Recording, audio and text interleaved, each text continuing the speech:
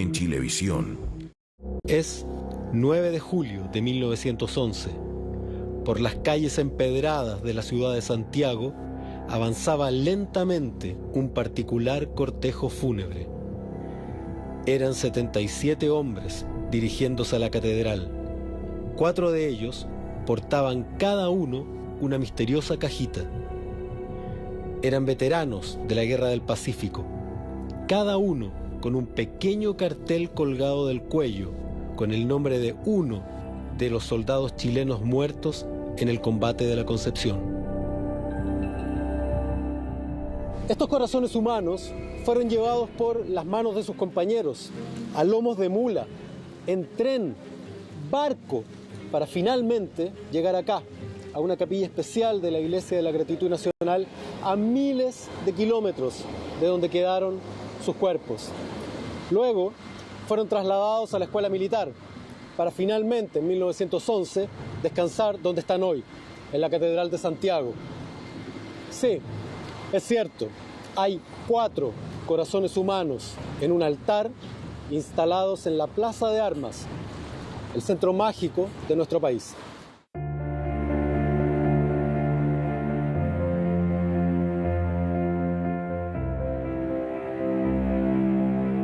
Antes de llegar a la catedral pasaron por otros templos también reconocidos en la historia de Chile y se optó al final que el templo más representativo era el templo principal. La palabra catedral es la cátedra del obispo, es la iglesia madre de todas las iglesias. Y esta iglesia de Santiago de Chile tiene más de 400 años. O sea, es un templo donde la iglesia, ¿no?, su pastoral y el templo, lo que ustedes ven, está lleno de historia. Eso significa que hay personajes históricos que están acá. Muchos personajes históricos y otros desconocidos, pero que se sabe que marcaron, ¿no?, en la colonia o posteriormente marcaron con su entrega, y por eso que en sus tiempos decidieron traerlo a este lugar.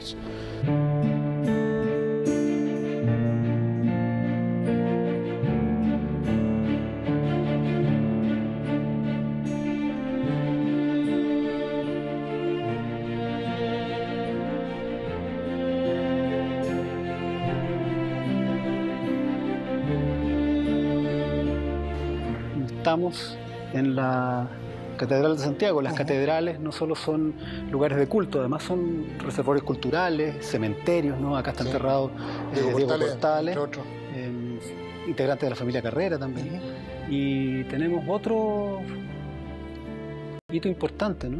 Además de esos históricos, está este monumento a los soldados de la Concepción. Cuéntanos de qué se trata.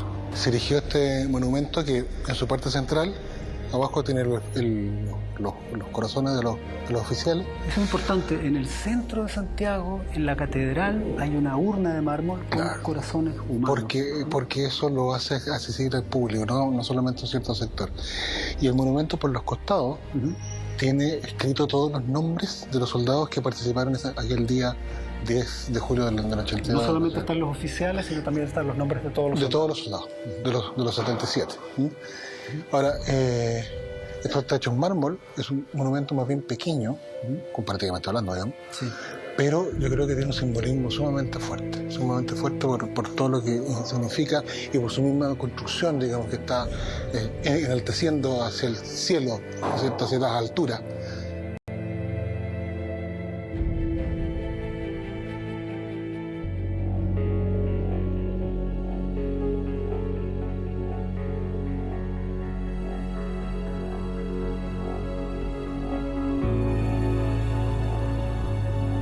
Oye, Francisco, estamos acá a muy pocos metros de los corazones de los soldados de Concepción y hay un momento que es un poco oscuro.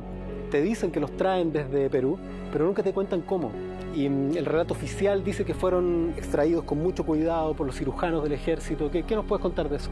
Sí, eso no está del todo establecido. En realidad hay una lucha entre cirujanos. Hay 2 cirujanos que se disputan haberle sacado el corazón a estos capitanes, un poco porque igual era glorioso sacarle los corazones en ese momento.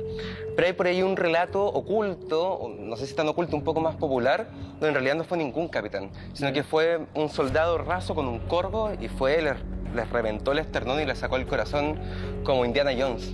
Como esa película de Indiana Jones donde llega un tipo, le saca el corazón y la cuestión. ¿Y esto por qué? ¿Porque los cirujanos estaban ocupados con los heridos?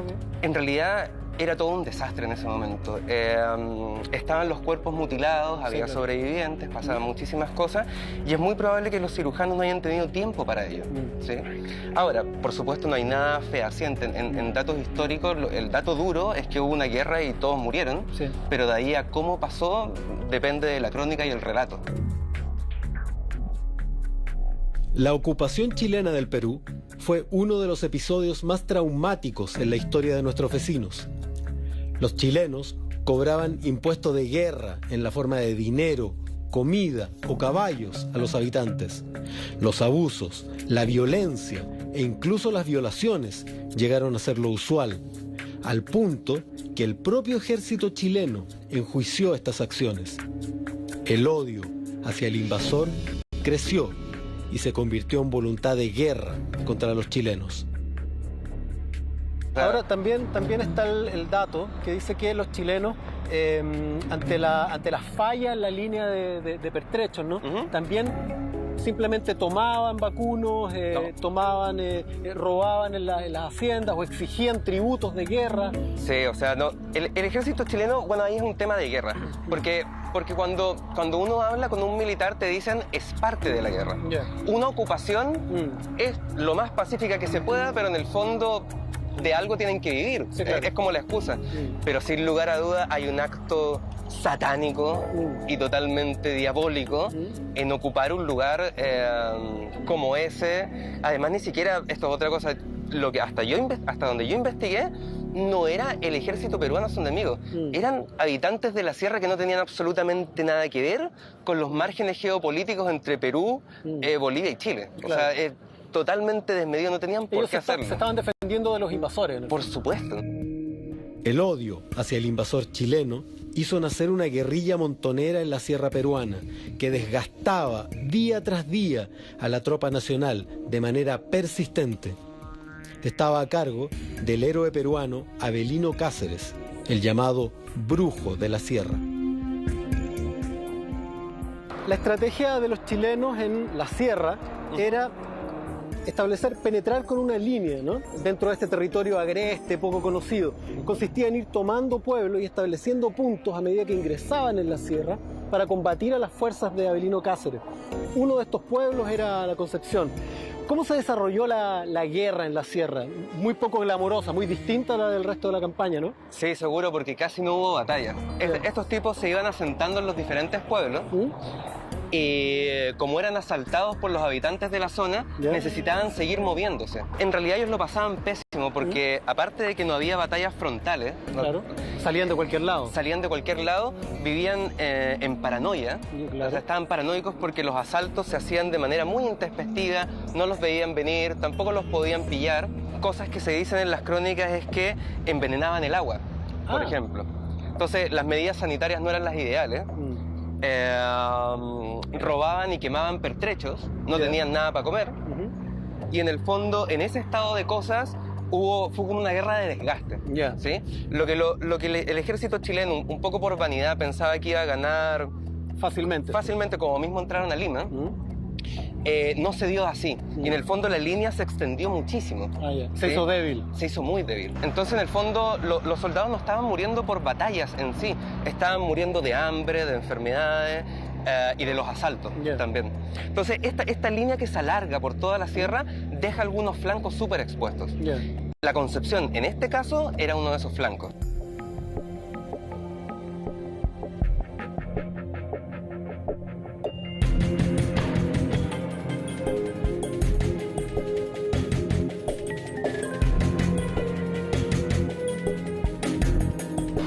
¿Quiénes eran? ¿Cuál era la composición social de estos soldados? De todo.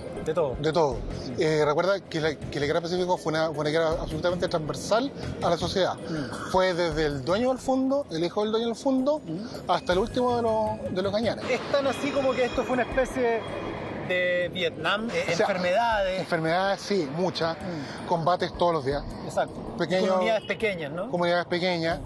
pero al final había una interacción entre el invasor y el invadido. Ya. Porque no podéis estar pescando puñetes todos los días. No, claro. Pero me refiero a que el invadido conocía el terreno, lo utilizaba en su beneficio. Por eso que no fue tan mal. La situación se volvió gravísima. Los constantes ataques sorpresa, el agotamiento de la tropa, el tifus, las enfermedades y el olvido hacían completamente recomendable la retirada. El propio general del Canto encabezaría la evacuación. Un pueblo quedaría con una pequeña dotación y Avelino Cáceres decidió atacar. Ese pueblito era La Concepción. Imagínate la situación, porque debe haber sido terrorífica. Ver bajar a miles y miles de combatientes enemigos para rodear tu posición, de la cual no hay escapatoria, mientras tu grupo no llenaría un bus de la locomoción colectiva de hoy. Todos ellos dispuestos a matarte de las maneras más atroces. Lo único que resta es pensar en tu familia, ajustarse el uniforme y resistir irracionalmente.